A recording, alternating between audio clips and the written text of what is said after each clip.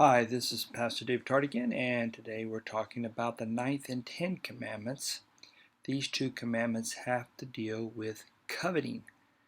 And I always say that God gives us two commandments on coveting because coveting is a big problem.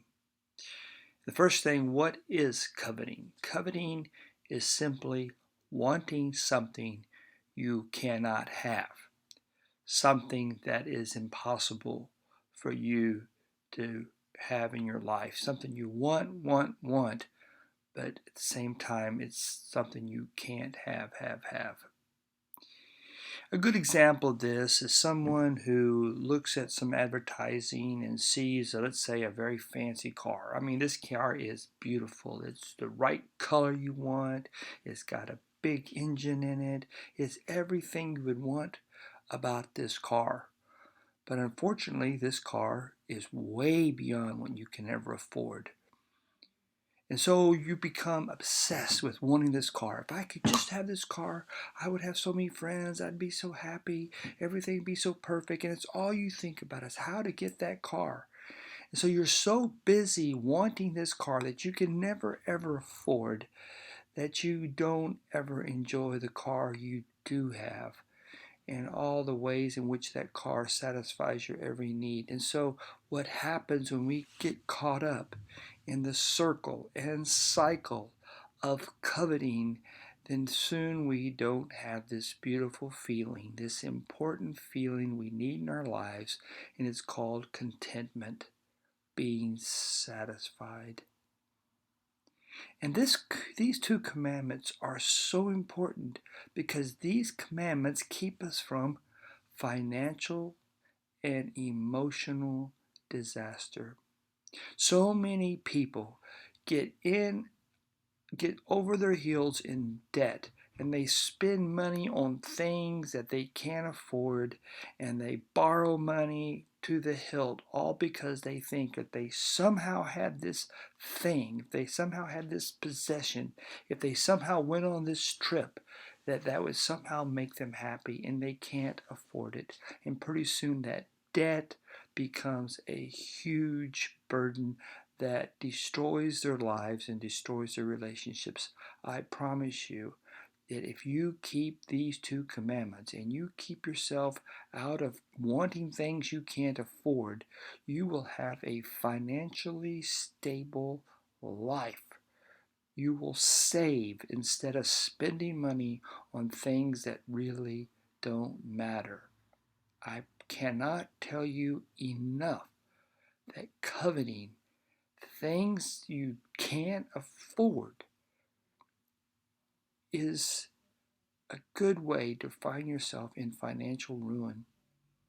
But when you don't covet, when you are happy with what you have, when you see how much you do have, then all of a sudden you find yourself making good decisions about how to spend money. You save instead of spend. You soon find yourself happy with simple things in your life. And again, I cannot emphasize this enough because all this advertising we have in our lives is constantly trying to get us to spend money on things we can't afford. Don't get sucked into it. But it's not just financial disaster that this commandment prevents us from having, but also emotional disaster.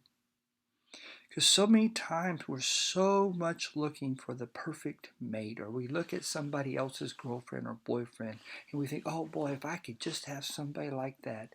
And we'll scheme and try to get that boy or girl, and pretty soon our lives become full of jealousy and envy and all these things that just rip our heart out and cause us to be depressed and angry and all these really heavy negative feelings.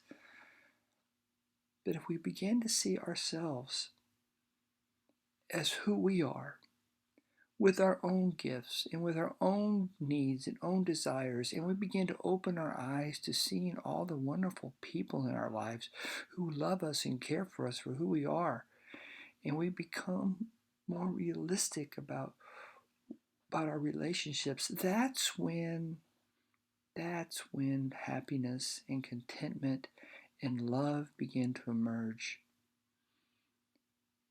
Coveting, it can be so destructive.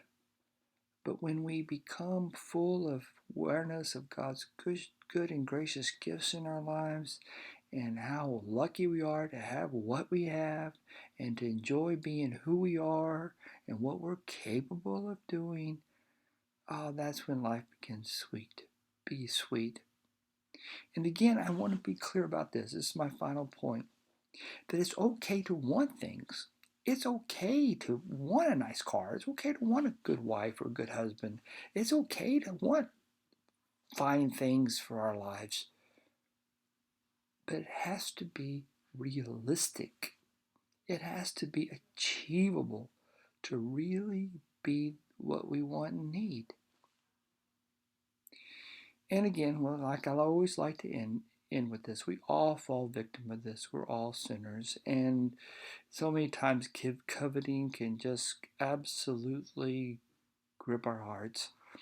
And so we remember that we can always lay all this on before God's throne of grace and know that the next day we have a new start and we are forever God's children and God never ever gives up on us. God bless you, and I look forward to telling you in the next video.